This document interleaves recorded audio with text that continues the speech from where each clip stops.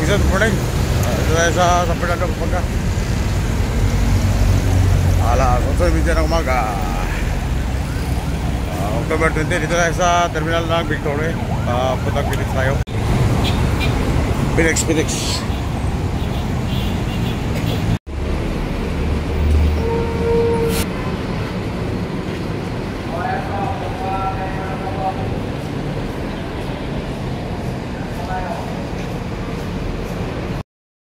Dito tayo sa terminal lang sa Fernando.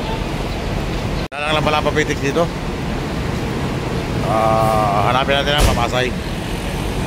Yan o, pasay. Napalit dito, pasay. Buksita na yung dito tayo sa alis na yung San Victory. Tupor ko sa Indiano.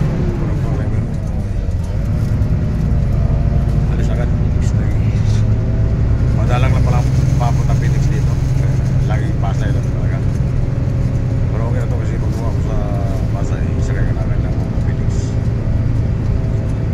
Hindi ka na nalawin mo siya na eh. Ayan ako siya.